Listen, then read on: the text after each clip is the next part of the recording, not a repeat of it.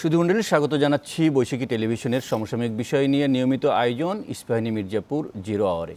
এই অনুষ্ঠান একই সঙ্গে বৈশাখী টেলিভিশনের ফেসবুক পেজ এবং ইউটিউব চ্যানেলেও প্রচারিত হচ্ছে। জিরো আওয়ারের সঙ্গে আজ আমি রয়েছে সাইফুল ইসলাম। আমাদের আজকের আলোচনার বিষয় সব দায় বেনজিরের, অন্য কারো নয়। পুলিশের সাবেক প্রধান বেনজিরের অঢেল সম্পদের হিসাব নিকাশ এখন বের হতে শুরু করেছে। ইতিমধ্যে মানুষ জানছে এবং দুর্নীতি দমন কমিশন অনুসন্ধান পর্যায়ে তার যে বিপুল বিত্ত বৈভবের খবর পাচ্ছে, আমরা সেটিকে ধরে পুলিশ প্রশাসন এবং জনপ্রশাসনের দুর্নীতির বিষয়গুলো নিয়ে আজ কথা বলবো জিরো আওয়ারে। এই আলোচনায় স্টুডিওতে আমার সঙ্গে রয়েছেন দুর্নীতি দমন কমিশনের প্রধান আইনজীবী খুরশিদ আলম খান। আপনাকে স্বাগত জানাচ্ছি খুরশিদ আলম খান। আমাদের সঙ্গে রয়েছেন আজকের পত্রিকার সম্পাদক অধ্যাপক ডক্টর গোলাম রহমান।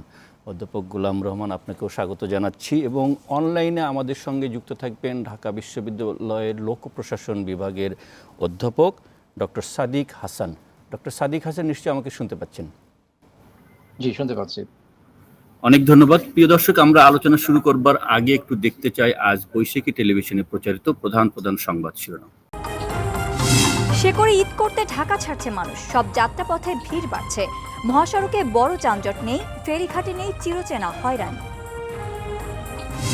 রাজধানীর কোরবানির হাটে গ্রামাঞ্চল থেকে গরু ছাগল যাচ্ছে। আগামীকাল ছুটি শুরু হলে বিক্রি বাড়তে শুরু করবে। মিয়ানমারের সীমান্ত এলাকা রাখাইনে ভারী গোলাগুলির শব্দ, আতঙ্কে টেকনাফবাসী। সেন্ট মার্টিনে বিকল্প উপায়ে পণ্য পাঠিয়েছে কক্সবাজার প্রশাসন। মৌসুমী বায়ুর প্রভাবে ঢাকা সহ বিভিন্ন এলাকায় বৃষ্টিপাত।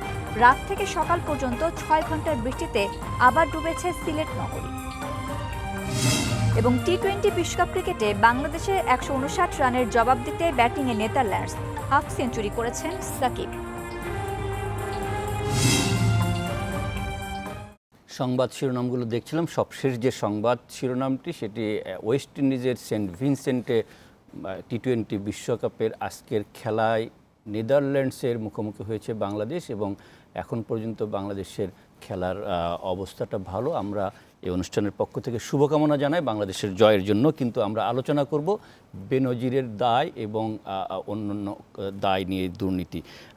অ্যাডভোকেট খুরশিদ আলম খান, আপনার কাছ থেকে শুরু করতে চাই যে পুলিশের সাবেক প্রধান এবং তার পরিবারের এত বিপুল বিত্ত বৈভবের কথা মানুষ জানছে, যে একজন সরকারি কর্মকর্তা হয়ে এত সম্পদের মালিক কিভাবে হন, সেই প্রশ্ন মানুষের মুখে মুখে ঘুরছে। দুদক অনুসন্ধান করছে এবং অনুসন্ধান পর্যায়ে তার বিপুল বিত্ত বৈভবের খবর আসছে। সারা দেশের বিভিন্ন জায়গার 700 বিঘা জমি, এই 12-14টা ফ্ল্যাট, আরও কত কিছুর খবর আসছে। আপনি গতকালকে সবশেষ আপডেট সাংবাদিকদের বলেছেন যে তার বিত্ত বৈভব সম্পদের তথ্য উপাত্ত আপনাদের হাতে এসেছে এবং যে তথ্য উপাত্তগুলো হাতে এসেছে তাতে কমিশন চাইলে মামলা করতে পারে। কি ধরনের তথ্য উপাত্ত এসেছে এবং কিভাবে আপনাদের কাছে এসেছে, এটা একটু প্রথমে জানতে চাই সবশেষে। জি, আপনাকে ধন্যবাদ। দেখুন, বেনজির আহমেদের অনুসন্ধান শুরু হওয়ার পরে 3 দফায় দুর্নীতি দমন কমিশনের আবেদনে ঢাকার মেট্রোপলিটন সিনিয়র স্পেশাল জাজ ওনার অনেকগুলি প্রপার্টি জব্দের আদেশ দিয়েছেন এবং যে প্রপার্টিগুলো অপরাধলব্ধ বলে প্রতীয়মান হচ্ছে, এটা আদালতের আদেশেই পরিষ্কার আছে। 23, 26 এবং 12। 23 এবং 26 তারিখের আদেশটা আমি নিজে পড়েছি, দেখেছি। 12 তারিখের আমি অ্যাপ্লিকেশনটা দেখেছি, কিন্তু আদেশটা এখন আমি দেখিনি। ও দুটো আদেশ এবং অ্যাপ্লিকেশনটা যদি আমরা পর্যালোচনা করি, তো আদালত সেখানে বলেছে এটা অপরাধলব্ধ বলে প্রতীয়মান হচ্ছে। কাজে এই মুহূর্তে যদি এটা আমরা জব্দ না করি, ভবিষ্যতে রাষ্ট্র বরাবরে বাজেয়াপ্ত করা যাবে না। বাজেয়াপ্ত করে at the time of judgement, যখন একটি মামলা হয়ে যায়, মামলা তদন্ত হয়, সাক্ষী প্রমাণ শুরু হয় এবং সাক্ষী প্রমাণের পরে যখন আপনার রায় দিবে, তখন এই প্রপার্টিগুলোর ফেইটটা কি বলে দিবে। এই প্রপার্টিগুলো যদি অপরাধলব্ধ না হয় তাহলে ছেড়ে দেবে, এবং যদি অপরাধলব্ধ প্রমাণিত হয় তাহলে রাষ্ট্র বরাবরে বাজেয়াপ্ত হবে। 23 এবং 26 তারিখের দুটো আদেশেই আদালত বলে দিয়েছে এগুলো অপরাধলব্ধ বলে প্রতীয়মান হয়। যা প্রতীয়মান যখন হয়, তখন আমরা আইনের ভাষায় বলি প্রাইমা ফেসি কেস, প্রাথমিক উপাদান আছে। কাজেই কমিশন, এটা আমার ব্যক্তিগত অভিমত, যদিও আমি কমিশনের প্রসিকিউটর, আমি আমার ব্যক্তিগত অভিমত আপনাদের কাছে দিচ্ছি, নট কমিশন। আমি মনে করি কমিশন ইচ্ছা করলে এখন মামলা করতে পারে, সেই ধরনের ম্যাটেরিয়ালস আছে। কিন্তু এখানে কিছু আইনি বিষয় আছে, যেমন কমিশন যে অনুসন্ধান করছে এই অনুসন্ধান শেষ না হওয়া পর্যন্ত কমিশনকে অপেক্ষা করতে হবে এবং পূর্ণাঙ্গ কমিশন অনুসন্ধান রিপোর্ট যখন পাবে সে ওর উপরে একটা ভেটিং হয়, ভেটিং হওয়ার পরে কমিশন সিদ্ধান্ত নেবে মামলা হবে কি না। তা এবং যেভাবে দ্রুতগতিতে কমিশন আপনার অনুসন্ধান করছে তাতে আমার মনে হচ্ছে অনুসন্ধান কার্য শেষ হতে বেশি সময় লাগবে না। মামলা কিন্তু একমাত্র হবে কি না এটা ডিপেন্ড করবে কমিশনের সিদ্ধান্তের উপর। কাজেই কমিশন হয়তো পূর্ণাঙ্গ প্রতিবেদনের জন্য অপেক্ষা করছে, কিন্তু আমার কাছে প্রসিকিউটর হিসেবে মনে হচ্ছে আমি এখন পর্যন্ত যা পেয়েছি আজ পর্যন্ত that is enough for filing case. এখন সেটা তো আর কমিশন সিদ্ধান্ত দিতে হবে না।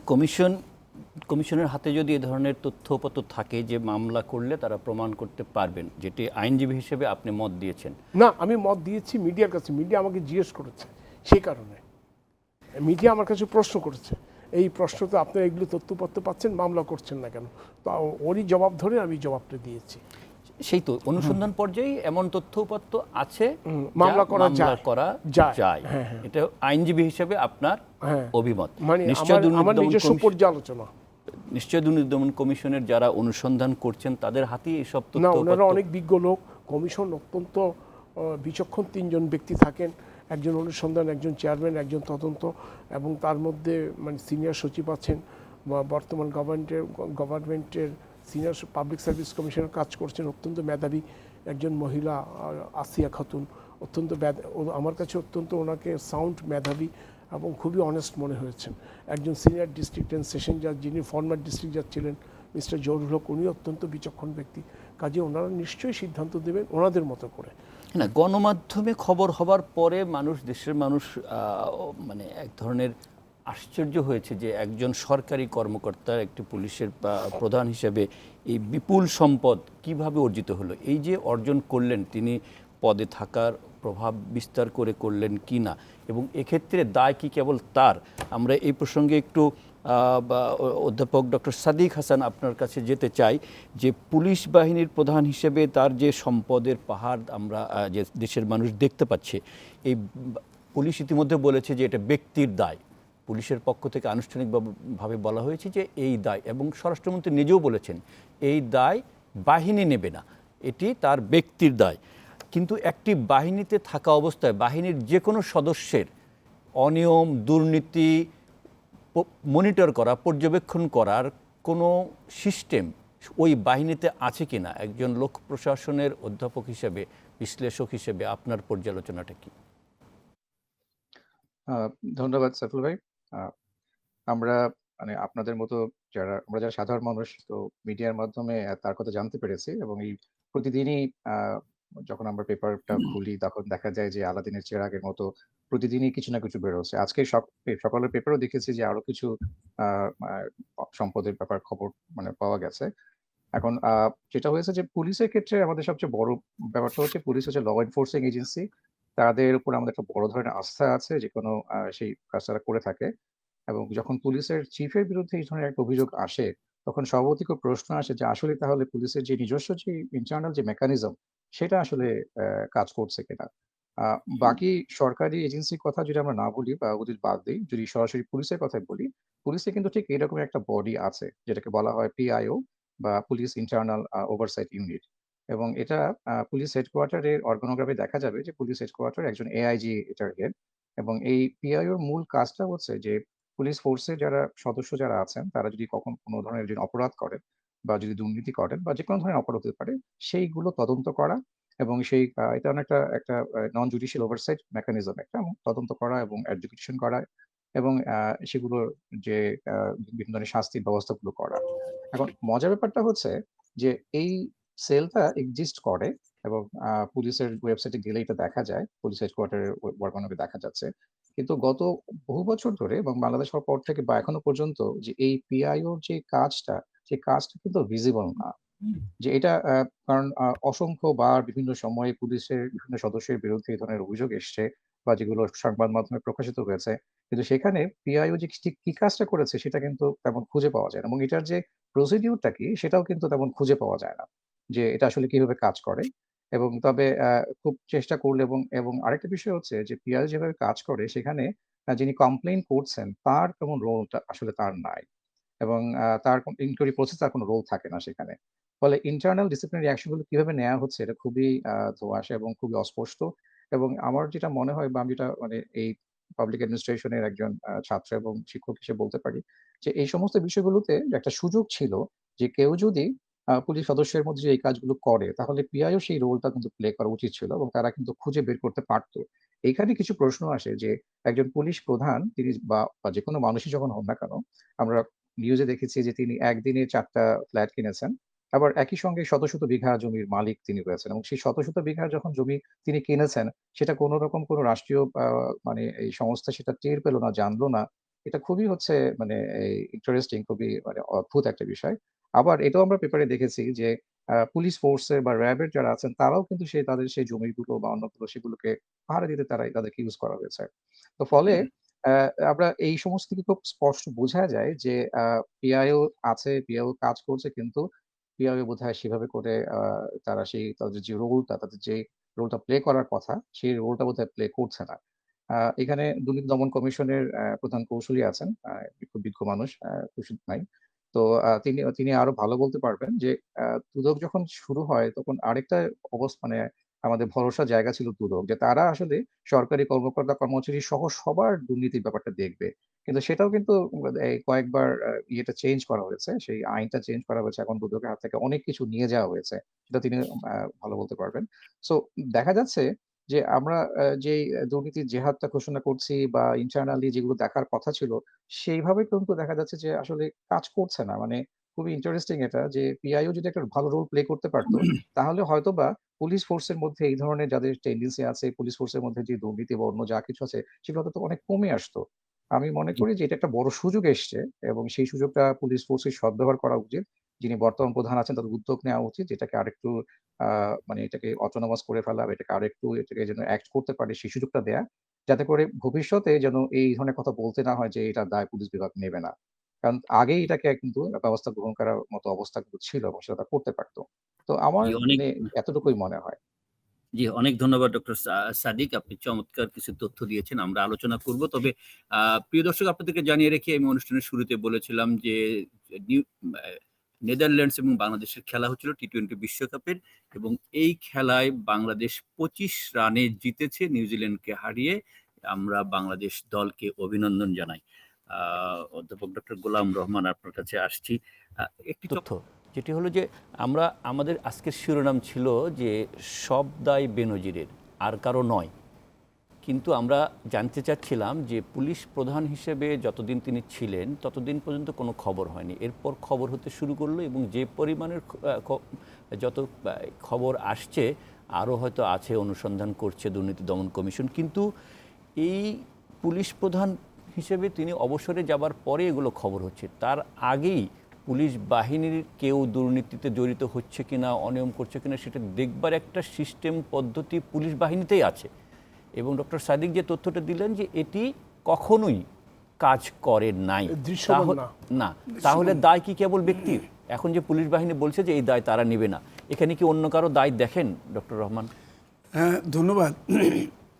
আমার মনে হয় যে আমাদের প্রশাসনের যে অবয়বটি এবং প্রশাসনের যে কার্যক্রম যদি আপনি খুব গভীরভাবে চিন্তা করেন কিংবা পর্যবেক্ষণ করেন তাহলে দেখবেন যে আমাদের প্রশাসনের যত ধরনের লুপহোলস থাকুক, যত ধরনের শৈথিল্য থাকুক, অবহেলা থাকুক, দুর্নীতি থাকুক, কোনো কিছু সেইভাবে সারফেস করে না কিংবা দৃশ্যমান না। এই যে দৃশ্যমান না তার মানে এক ধরনের কায়েমি এক ধরনের স্বার্থের সংঘাত এটা চলে আসছে, যুগ যুগ ধরে চলে আসছে। এবং এটা মনে হয় যে সরকারি কার্যক্রমে, সরকারি প্রশাসনে এটা গা সহা হয়ে গেছে। এবং এই সুযোগে যে যেভাবে পারে যতখানি অন্যায়, অনিয়ম, দুর্নীতি সে সবটাই গ্রহণ করার চেষ্টা করে। এখন আজকে বেনজিরের কোনো ক্রমে সে ক্যামেরার অন্তর্ভুক্ত হয়ে গেছে, তার ফোকাসটা তার উপর পড়েছে, যে কারণে তাকে আমরা দেখছি। কিন্তু আপনি যদি খুব মানে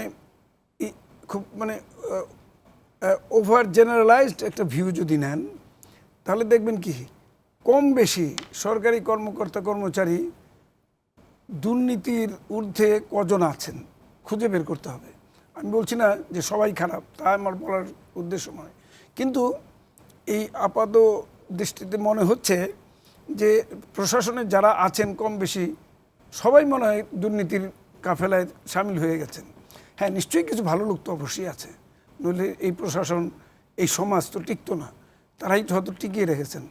এখন কিন্তু এই প্রশাসনে দুর্নীতির যদি আপনি পুরোপুরি তদন্তের দৃষ্টিভঙ্গিতে দেখেন, তাহলে দেখবেন নানা ধরনের, শুধু আর্থিক নয়, অনিয়ম, ইভেন কাজকর্মে ফাঁকি, সময়ের ফাঁকি কিংবা ছুটি ছাটার ফাঁকি, এগুলো তো দুর্নীতির মধ্যেই পড়ে যখন অনিয়ম হয়। নৈতিক যেগুলো, হ্যাঁ, এগুলো সবই কোনো না কোনোভাবে দুর্নীতির অন্তর্ভুক্ত হওয়ার কথা। কিন্তু অনেক কিছুই আমরা সেগুলো সাদা চোখে দেখি, হয়তো আমরা দৃষ্টি দেই না, কিংবা আমরা মনে করি না যেগুলো এগুলি দুর্নীতি কিংবা এগুলি অন্যায় কিংবা অনিয়ম, এগুলো আমরা মনে করি না। কারণ হচ্ছে কি যে এটা গতানুগতিকভাবে সব অফিসে, সব কার্য প্রশাসনে, সব জায়গায় কম বেশি এই ঢিলে ঢালা অবস্থাটা চলছে। এখন তাহলে প্রশ্ন হচ্ছে যে তাহলে আমাদের এই যে দেশের উন্নয়ন হচ্ছে, বিশ্ব এগিয়ে যাচ্ছে, সার্বিক উন্নয়নের মধ্যে আমরা আছি, আমরা সেই অংশীদারিত্বে বিশ্বাস করি যে আমরা সার্বিক উন্নয়নের মধ্যে আমরা আছি, কিন্তু সেই উন্নয়নটা এটা আংশিক উন্নয়ন হচ্ছে, সার্বিকভাবে হচ্ছে না। কারণ হচ্ছে যে এই প্রশাসন এই দুর্নীতি, এই অনিয়মগুলো সবগুলোই কোনো না কোনোভাবে এই প্রশাসনের কার্যক্রমকে প্রশ্নবিদ্ধ করে চলছে। এখন তাহলে দেখা যাচ্ছে যে আমাদের যে স্থাবৎ কার্যক্রম সব জায়গায় যদি আপনি গভীর দৃষ্টি দেন, তাহলে এই যে অনিয়ম, অনীহা কিংবা দুর্নীতিগুলো পাচ্ছেন, তাহলে আমাদের যে অভিযাত্রা কিংবা আমাদের উন্নয়নের যে অভিযাত্রা কিংবা আমরা যে গতিতে উন্নয়নটা করছি, সেটা অনেক বেশি কার্যকর হতে পারত যদি এইগুলোকে আমরা চেক দিতে পারতাম। এবং যেহেতু এই দুর্নীতির কারণে আমরা অনেক ক্ষেত্রে পিছিয়ে যাচ্ছি, এবং স্বাভাবিকভাবেই শুধু কার্যক্রমের ক্ষেত্রেই নয়, আমাদের যে মানসিক যে সাইকি, আমাদের যে মানসিক দৃষ্টিভঙ্গি, সেই দিক থেকেও দেখা যায় যে আমরা ওই গতানুগতিকভাবে ওই পুরনো মান্ধাতা আমলের চিন্তা চেতনায় চলছি না। এই যে চলছে, সবাই গা সহ হচ্ছে, কেউ দায় নিচ্ছে না। যখন ব্যক্তি কেউ সামনে আসছে, আপনার ভাষায় কি আমরা সামনে আসছে, ফোকাস পড়ছে, তাকেই সবাই দেখছে, কিন্তু প্রাতিষ্ঠানিকভাবে যে কেউ দায় নিচ্ছে না। এর আগে দেখুন পুলিশেরই ডিআইজি মিজানের ইতিহাস আমরা জানি, দুর্নীতির দায়ে তার সাজা হয়েছে। তারপরও এটা সর্বসাম্প্রতিক, খুব বেশি দিনের ঘটনা না, তারপরও পুলিশ বাহিনীর মতো একটি বাহিনীতে, যারা প্রশিক্ষিত বাহিনী, যারা দেশের নিরাপত্তা থেকে প্রশিক্ষিত দুটোই, এই বাহিনী এত বড় একটা ঘটনার পরেও এই বাহিনীতে কোনো প্রভাব দেখা গেল না, কোনো পদক্ষেপ দেখা গেল না যে বাহিনীতে যাতে এরকম ঘটনা আর না ঘটে। এখন এই যে শুধুমাত্র যে আমার বাহিনীর দায় নয়, এটা ব্যক্তির দায়, এটুকু বলেই কি এটা পার পেয়ে যাওয়া যাবে? বলে পার পাওয়া যাওয়ার কথা না। কারণ হচ্ছে যে এটা হয়তো তারা মুখ রক্ষা করার জন্য একটা দায়বদ্ধতাটা স্বীকার করছেন না, কিন্তু তারা তো দায়বদ্ধ, সবাই তো দায়বদ্ধ সেই অর্থে। এখন দেখা যাবে যে এখন ওই কথা আছে না যে ওই ঘুরতে কেঁচো ঘুরতে সাপ বেরিয়ে পড়ে, কেঁচো ঘুরতে সাপ বেরিয়ে পড়ার মতো অবস্থার দাঁড়িয়ে গেছে কিনা এটা আপনার খেয়াল করতে হবে। কারণ আমরা দেখছি যে আমরা এগুলি অবহেলায় কিংবা অবচেতন মনে আমরা এগুলোকে গ্রহণ করি না কিংবা দেখি না কিংবা দেখতে চাই না বলে আমাদের যে সাধারণ স্বাভাবিক একটা দৃষ্টিভঙ্গি তৈরি হয়েছে আমাদের জাতিতে, জাতীয়ভাবে এটা আমরা জাতীয়করণ করে ফেলেছি যে আমাদের দৃষ্টিভঙ্গিটাই ওই অতখানি সমালোচনার দৃষ্টিভঙ্গি নাই, অতগুলি ক্রিটিক্যাল আই আমাদের নাই যে আমরা ক্রিটিক্যালি দেখার চেষ্টা করব। ব্যাপারটা এই জায়গায় আমরা সব কিছুই আত্মীয়তা, স্বজন প্রীতি, এলাকাইজম সব কিছু হালকা, এই কোনো না কোনোভাবে হালকা করে দেখছি। এখন এই যে হালকা করে দেখার কারণে পুরো জিনিসটাই কিন্তু হালকা হয়ে যাচ্ছে। জি, দুর্নীতির বিস্তার ঘটছে।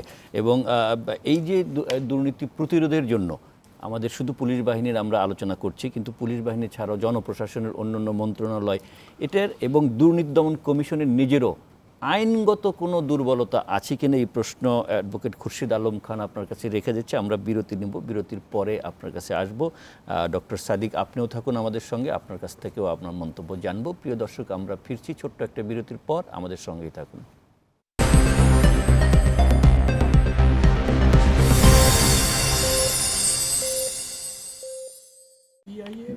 বিরতির পর আরও একবার স্বাগত। প্রিয় দর্শক, আমরা আলোচনা করছিলাম সব দায় বেনজিরের, আর কারো নয়।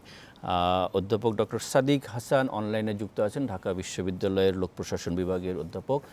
আপনার কাছে আরেকবার আসছি এটা জানবার জন্য যে পুলিশ ডিপার্টমেন্টে, পুলিশ বাহিনীতে যেমন তাদের সদস্যদের অনিয়ম দুর্নীতি দেখবার জন্য internal PIO, police internal Overseas আছে, জনপ্রশাসনের অন্যান্য শাখায়, মন্ত্রণালয়ে এরকম ব্যবস্থা আছে কিনা এবং সেই ব্যবস্থাগুলো কতটা কার্যকর? ধন্যবাদ আপনাকে আবারও সুযোগ করে দেওয়ার জন্য। নরমালি আমরা জনপ্রশাসনের যে মন্ত্রণালয়গুলো আছে সেখানে আসলে এরকম মানে এই বিশেষায়িত এরকম কোনো সেল আমার জানা নেই আছে কিনা, নাই। তবে যেই প্রসিডিউর গুলো আছে, যে স্পেশালি পার্লামেন্টারি ফর্ম অফ গভর্নমেন্টে যে পার্লামেন্টারি স্ট্যান্ডিং কমিটি গুলো আছে, সেগুলো কিন্তু এই ওভারসাইটের কাজগুলো করে থাকে। তাদের মূল কাজটা হচ্ছে যে আমাদের যে স্ট্যান্ডিং কমিটি গুলো আছে তারা সমস্ত মন্ত্রণালয়ের কাজকর্মকে ওভারসাইট করে এবং দেখে এবং তারা হচ্ছে সেগুলো রিভিউ করে। এট দ্য সেম টাইম দুর্নীতি দমন কমিশন আছে, যাদের মূল কাজ হচ্ছে কিন্তু এই শুধুমাত্র যে সিটিজেন্সদেরকে সাপোর্ট করা না বা তাদেরকে সার্ভ করা না, এট দ্য সেম টাইম তাদের একটা বড় স্টেক হোল্ডার হচ্ছে এই সমস্ত যে মন্ত্রণালয়গুলো, যে সরকারি কর্মকর্তা কর্মচারী যারা ঠিকঠাক মতো যে নিয়ম কানুনগুলো আছে সেগুলো তারা প্রতিপালন করছে কিনা বা মানছে কিনা, বা সেগুলোকে তারা ফলো করছে কিনা। সো এটাই আমার উত্তরটা হবে এরকম যে আসলে ওরকম এই যে এটা কোনো মেকানিজম নাই, কিন্তু আমাদের যে বর্তমান যে গভর্নেন্স স্ট্রাকচার আমরা ফলো করি সেখানে দুর্নীতি দমন কমিশন এবং পার্লামেন্ট স্ট্যান্ডিং কমিটি সেই কাজটাই তারা করে থাকে।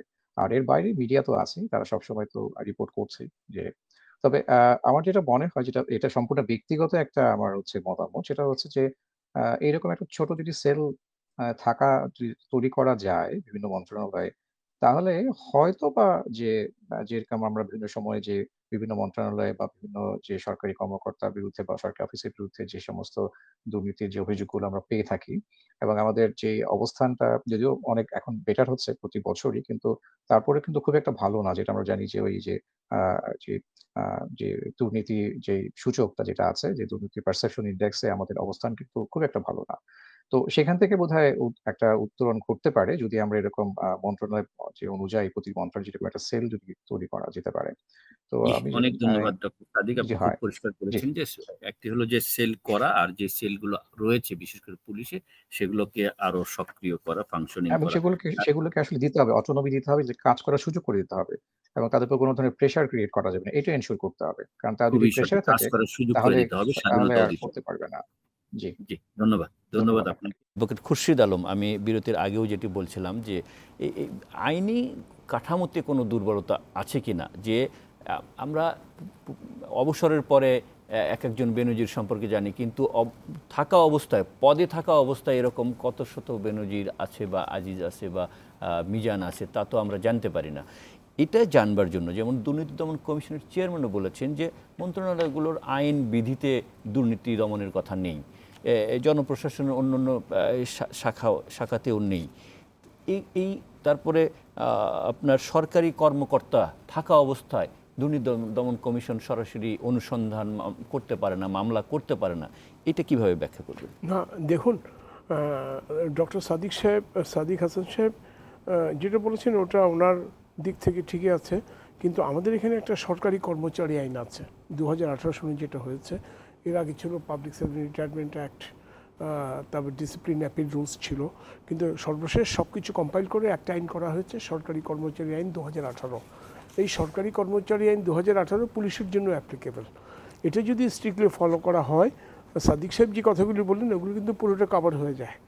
আমাদের দুদক চেয়ারম্যান যেটা বলেছেন সেটাও কভার হয়ে যায়। আপনার প্রত্যেকটা মন্ত্রণালয়ের প্রত্যেকটা ক্যাডার সার্ভিসে আলাদা এই ধরনের মনিটরিং সেল রাখা আমাদের মতো দেশে খুবই কঠিন ব্যাপার। না, সেই আইনে কি সার্ভিসে থাকা অবস্থায় কারো বিরুদ্ধে দুদক তদন্ত অনুসন্ধান করতে পারে? হ্যাঁ, ওয়াই নট, সরকারি কর্মচারী আইনেই তো আছে। এরকম নজির কেন আছে? আমরা আছে তো, ওই যে ডিআইজি মিজান উনি তো তখন সার্ভিসে ছিল, ওনার বিরুদ্ধে যখন প্রসিডিং হয় ওনাকে ডিসমিস করা হয়েছে অনেক পরে, ওনার প্রসিডিং ড্র করা হয়েছে অ্যাট দ্য টাইম অফ, উনি তখন আমার ভুল না হলে ইন সার্ভিস ছিলেন। তারপরে এই ধরনের অনেক নজির আছে। পরে বরখাস্ত করা হয়েছে, হ্যাঁ, এই ধরনের মামলা হবার পরে। হ্যাঁ, অনেক নজির আছে কিন্তু এই ধরনের। আর তার উপর আরেকটা কথা হলো, ডিপার্টমেন্টাল প্রসিডিংটা আমাদের এখানে হয় না।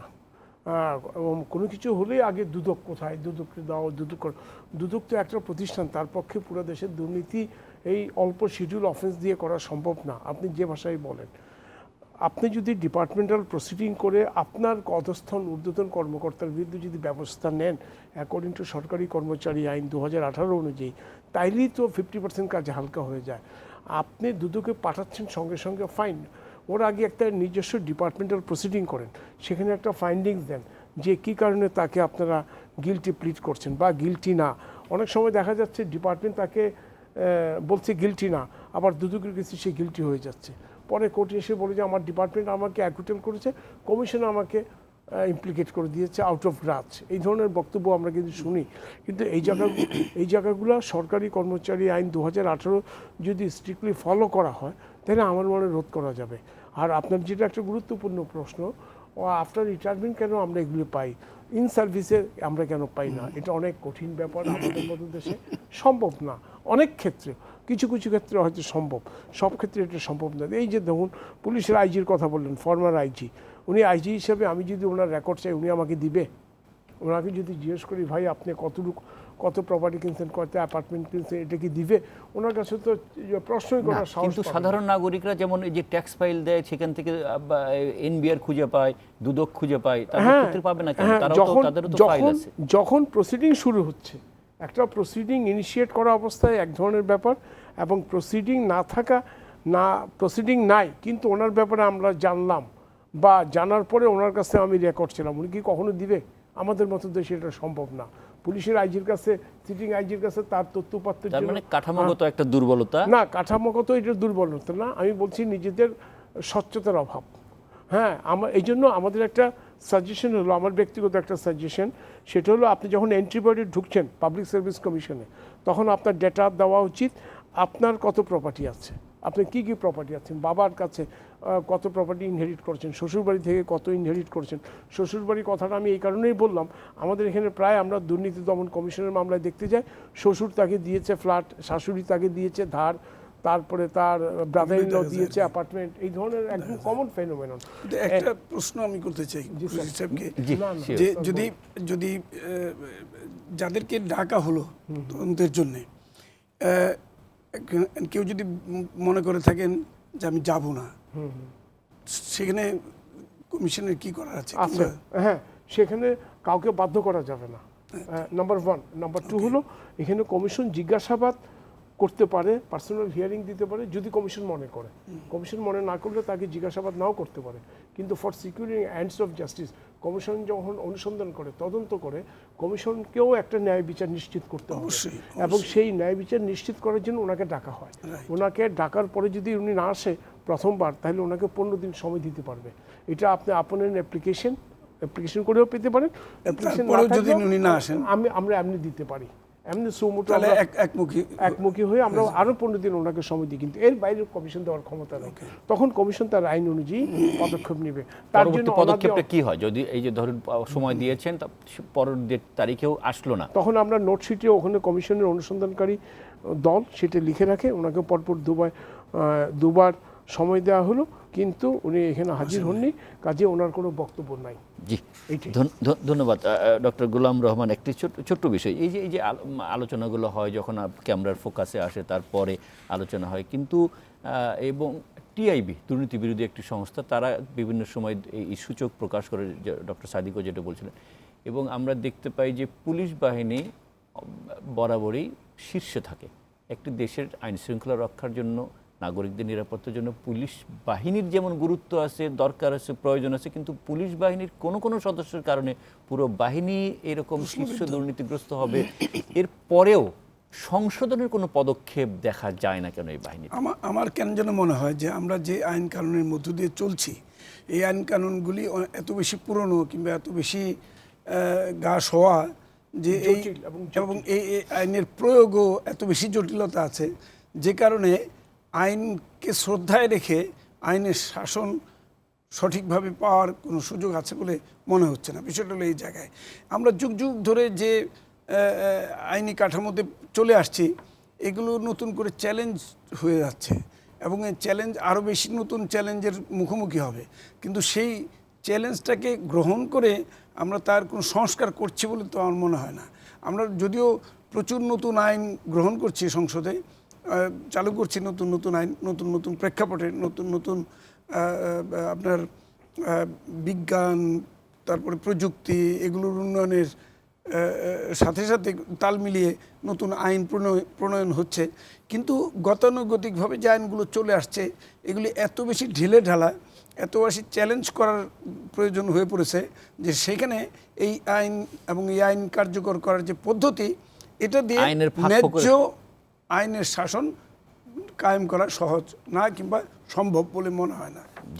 আমি একটু অ্যাড করি, অপরাধের ধরন কিন্তু চেঞ্জ হয়ে গেছে। অবশ্যই আপনি যদি 15 বছর 20 বছর আগে ধরি যে অপরাধের ধরন দেখেন, তখন আমরা দেখতাম মার্ডার কেস, রবারি, ডাকাতি, এগুলো। কিন্তু এখন অপরাধের ধরন টোটালি চেঞ্জ, পার্টিকুলারলি আর্থিক অপরাধ।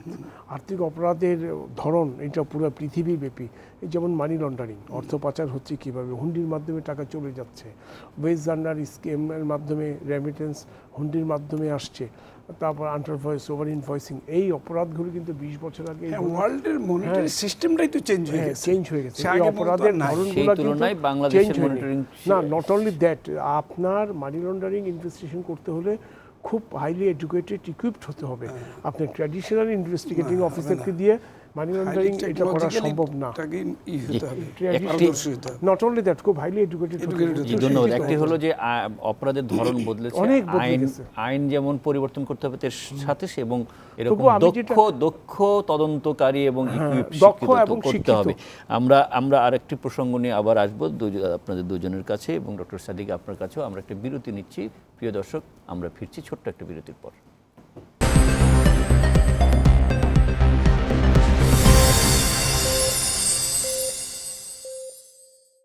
বিরতির পর আরেকবার স্বাগত। ইস্পাহানী মির্জাপুর জিরোয়ারে আমরা আলোচনার একেবারে শেষ পর্বে চলে এসেছি।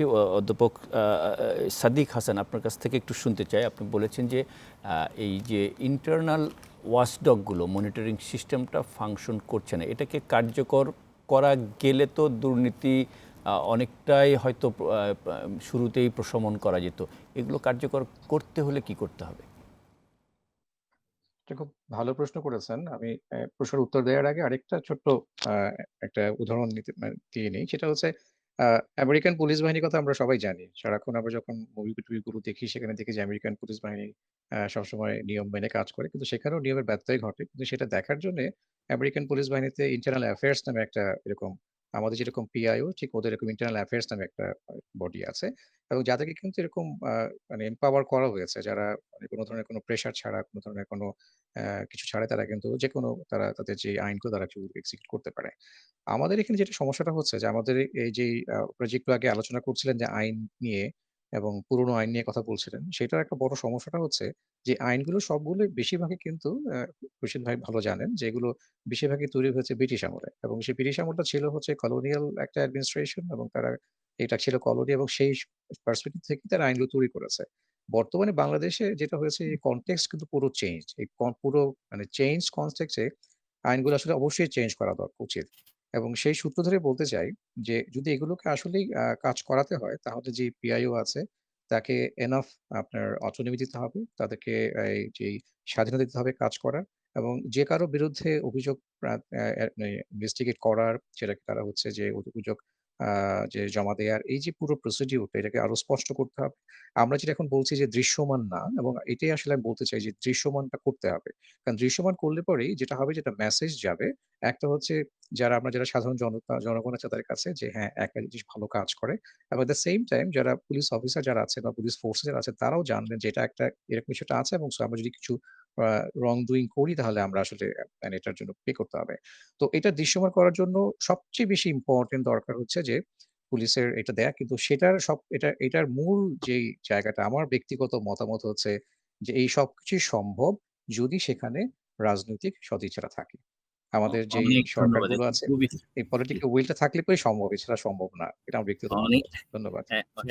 একেবারে গুরুত্বপূর্ণ একটি কথা বলেছেন। অধ্যাপক গোলাম রহমান, আপনার কাছে আমি এই এই প্রশ্ন নিয়ে ছিলাম যে জনপ্রশাসনে ওয়াচডগ আছে, পুলিশে ওয়াচডগ আছে, ফাংশন করে না। এটা আপনি বিরতির আগেও বলছিলেন যে আইনে কাঠামোতেও কিছু দুর্বলতা রয়েছে, কিন্তু এই শুধু আইনি দুর্বলতা, রাজনৈতিক কোনো দুর্বলতা আছে কিনা, দেখেন কিনা? অবশ্যই পলিটিক্যাল কমিটমেন্ট একটা ইম্পর্টেন্ট ফ্যাক্টর। আমাদের দেশের সরকারগুলো কি রাজনৈতিকভাবে যথেষ্ট মানে ভোকাল, যথেষ্ট অ্যাক্টিভ, এবং যেহেতু একটা গণতান্ত্রিক দেশের একটা গণতান্ত্রিক সমাজ ব্যবস্থায়, গণতান্ত্রিক সংস্কৃতিতে আমরা শুধু সেই পুরনো চিন্তা ভাবনা নিয়ে এখন চলবো এটা কিন্তু আশা করা যায় না, এটা সম্ভব না। সুতরাং প্রশাসনিক ক্ষেত্রকে যদি আমাকে নতুনভাবে বিবেচনা করতে হয়, ঢেলে সাজাতে হয়, শুধু একটা ওই উপরের ওই কসমেটিক সার্জারির মতো উপরে কিছুটা পরিবর্তন করা হয় ইত্যাদি, তাতে করে মূল কাজ কিংবা মূল উদ্দেশ্য সাধিত হয় না। এখন আমরা এই যে যুগ যুগের পুরানো, এত অর্ধ শতাব্দীর পুরানো আইন দিয়ে চলছি, কিংবা কোনো কোনো ক্ষেত্রে শতাব্দীরও বেশি পুরনো আইন দিয়ে চলছি, সেই আইনগুলো কি তাহলে পর্যালোচনা করার আমরা সুযোগ নিচ্ছি না কেন? আমাদের তাহলে আইনসভা কি করছে, আমাদের পার্লামেন্ট কি করছে, আমাদের পলিটিশিয়ানরা কি করছে? শুধু বক্তৃতাতে তো হবে না, শুধু কথায় তো চিড়ে ভেজবে না। এখন তো হচ্ছে কিছু কিছু আইন হচ্ছে, নতুন কিছু আইন হচ্ছে, নতুন কিছু আইন হচ্ছে, সেটা প্রয়োজনের স্বার্থে, টেকনোলজি কিংবা প্রযুক্তির স্বার্থে, বিজ্ঞানের স্বার্থে, এটা তাল মিলানোর জন্য। কিন্তু পুরনো আইনগুলো যে অনেক ক্ষেত্রেই খর্বাকৃতির, সেগুলো যে সব কিছু কভার করে না, সেগুলো যে পুরোপুরি অ্যাড্রেস করতে পারছে না, সেটা তো বুঝতে হবে। তো তাহলে আমাদের তাহলে আইনের শাসন তো টিকছে না, আইনের শাসন তো চ্যালেঞ্জ হয়ে যাচ্ছে। আমরা আইনের কথা বলছি, আইনের শাসনের কথা বলছি, সবাই আমরা ভক্তি শ্রদ্ধার সাথেই বিষয়টাকে স্বীকার করছি, কিন্তু মূল জিনিসটাতেই কিন্তু কোশ্চেনেবল। যে তাহলে হ্যাঁ, মানে যে আইন দিয়ে আমাদের কার্যকর করতে হবে, সে আইনটাই প্রশ্নবিদ্ধ হয়ে যাচ্ছে, সে আইনটাই যুগোপযোগী নয়, সেটা আজকের দিনে অচল হয়ে যাচ্ছে। তাহলে আপনি কীভাবে এনশিওর করবেন? কথাটা সেই জায়গায় আমার মনে হয় যে আমাদের রাজনীতিবিদদের, আমাদের প্রশাসনিক যারা কার্যে জড়িত আছেন, যারা স্কিল্ড প্রফেশনাল অ্যাডমিনিস্ট্রেটর আছেন, কিংবা অ্যাডমিনিস্ট্রেটিভ ফিলোসফার যারা আছেন, তাদের এই সমস্ত ক্ষেত্রে অবদান রাখতে হবে, তাদেরকে উদ্যোগ নিয়ে এই কার্যকর করতে হবে। তাহলেই আমরা এই আইনের শাসনটিকে প্রকৃত অর্থে আইনের শাসন বলে ধরে নিতে পারব, প্রয়োগ করতে হবে। ধন্যবাদ। আমি একেবারে শেষ পর্যায়ে অ্যাডভোকেট খুরশিদ আলম খান আপনার কাছে আসছি, যে বেনজির প্রসঙ্গেই ফিরি। যে তথ্যপত্র পাচ্ছেন, মামলা হবে, মামলা হলে এর পরবর্তী ধাপগুলো সিদ্ধান্ত নেবে, মামলা হলে এবং এর বিচার প্রক্রিয়া, কারণ আমাদের দেশে বিচার প্রক্রিয়া অনেক লেন্দি, এবং যে অভিযোগগুলো আসছে তাতে কি ধরনের, মানে যদিও প্রশ্নটা অতি অগ্রিম হয়ে যাবে, বিচার প্রক্রিয়ার একটা লেন্দি প্রসেস আছে, সেটা কিভাবে দ্রুত হবে এবং কি ধরনের সাজা এই অপরাধে হবে? এটা টু আর্লি। এটা আমিও বলেছি যে আর্লি, কিন্তু প্রসিকিউটর অফ দুর্নীতি দমন কমিশন, এটা আমার বলা ঠিক হবে না। এটা এক ধরনের মিসকন্ডাক্টের মতো হয়ে যাবে, কারণ এখন অনুসন্ধান কাজই শেষ হয়নি। তবে কমিশন তো প্রত্যেকটা কাজই খুব র্যাপিডলি করতে চায়, দ্রুত নিষ্পত্তি করতে চায়। এই দিক থেকে কমিশনের কোনো আস্থার ঘাটতি থাকবে না। কমিশন এই ব্যাপারে খুবই অ্যালার্ট এবং খুবই সজাগ। কিন্তু কথা হলো, সিদ্ধান্ত আগে নিতে হবে মামলা হবে কি না, সেটা অবশ্যই কমিশন নিশ্চয়ই তার যুক্তিসঙ্গত বিচার বিবেচনা নিয়ে সিদ্ধান্ত নেবেন, পুরো অনুসন্ধান রিপোর্ট ঘাটাঘাটি করবেন। কমিশন যেটা করেন অত্যন্ত দক্ষভাবে, সূক্ষ্মভাবে বুঝে শুনে আইনের চারদিক খুঁজে করেন। আপনার যে প্রশ্নটা, মুখ্য প্রশ্ন স্যারকেও করছিলেন, ডক্টর সাইদ সাহেবকেও করছিলেন, সেটা হলো রাজনৈতিক সদিচ্ছা। আমি এই জায়গাটাতে শুধু একটা বক্তব্য রাখবো, পলিটিক্যাল কনসেনসাস থাকতে হবে, আনএনিমাস পলিটিক্যাল ডিসিশন থাকতে হবে। যারা ক্ষমতায় আছে, ক্ষমতার বাইরে আছেন, তাদের সবারই একটা জায়গায় আনএনিমাস একটা অপিনিয়ন থাকতে হবে। দুর্নীতির ব্যাপারে আমরা কারোর সঙ্গে কোনো কম্প্রোমাইজ করবো না, জিরো টলারেন্স। যদি রাজনৈতিক সদিচ্ছা উপরের লেভেলে, হাই লেভেলে, পলিটিক্যালি এবং ক্ষমতাসীন দলের মধ্যে যদি এই কমিটমেন্টটা যদি না থাকে, শুধু কমিটমেন্ট থাকলেই হবে না, কমিটমেন্ট অনুযায়ী সেটা কাজ করতে হবে, তাইলেই দুর্নীতি প্রতিরোধ করা সম্ভব। একা দুর্নীতি দমন কমিশনের পক্ষে এটা সম্ভব না। হয়তো একজন দুজন সাজা হবে, পত্রিকার নিউজ হবে, কিন্তু যেটা মাস কারাপশন, একেবারে একটা দুর্নীতি, সেটা রোধ করা সম্ভব হবেই না। এই জন্য পলিটিক্যাল কমিটমেন্ট আর এইসব ব্যাপারে খুব স্ট্রিক্ট ভিউ নিতে হবে। যেমন একজন পাবলিক সার্ভেন্ট, উনি একটা করাপশন করলো, উনি ঘুষ খেলো, হাতে নাতে ধরা পড়লো ট্র্যাপ কেসের মাধ্যমে, দুদকে যাওয়ার আগে তার অফিস তাকে ডিসমিস করতে হবে এবং এইসব জায়গায় কোনো কম্প্রোমাইজ করা যাবে না, সে যেই হোক। যেমন দেখুন ওই যে জো বাইডেনের ছেলে, তার তো একটা ট্রায়াল হয়ে গেছে, সাজা হয়ে গেছে, এখন শুধু সেন্টেন্সটা কতটুকু হবে সেটা বলবে। একটা ট্রায়াল তো হয়েছে, ট্রায়াল হয়ে সাজাও হয়ে গেছে, he has been convicted, but সেন্টেন্সটা কত হবে সেটা পরে জানা যাবে। তো কাজেই এই ধরনের ট্রান্সপারেন্ট আমার মনে হয় একটি যদি রাজনৈতিক সদিচ্ছা থাকে, সদিচ্ছা অবশ্যই আছে, যদি রাজনৈতিক সদিচ্ছা বর্তমান সরকারের না থাকতো আমরা এতদূর আগাতে পারতাম না, কিন্তু এটা 100% নিয়ে যেতে হবে। জি, অনেক ধন্যবাদ অ্যাডভোকেট খুরশিদ আলম খান, অধ্যাপক ডক্টর গোলাম রহমান এবং অধ্যাপক ডক্টর সাদিক হাসান, আপনাদের তিনজনকেই। দুর্নীতি মুক্ত প্রশাসন দেখতে হলে দেশকে দুর্নীতির রাহুগ্রাস থেকে মুক্ত করতে রাজনৈতিক সদিচ্ছা যেমন দরকার, তেমনি সেই সদিচ্ছার প্রয়োগও অত্যন্ত জরুরি। সেই অভিমত দিয়েছেন বিশিষ্টজনেরা। আমরা প্রত্যাশা করব দুর্নীতিমুক্ত দেশ করতে রাজনৈতিক সরকার পরিচালনায় যারা দায়িত্বে আছেন তাদের সেই সদিচ্ছা দেখাবেন এবং প্রয়োগ করবেন, মানুষ দুর্নীতিমুক্ত দেশ পাবে, সেই প্রত্যাশা রেখে আজকের মতো জিরো আওয়ারের আলোচনা এখানেই শেষ করছি। প্রিয় দর্শক, আপনারা যারা এতক্ষণ ছিলেন আপনাদেরকে অনেক ধন্যবাদ। শুভরাত্রি।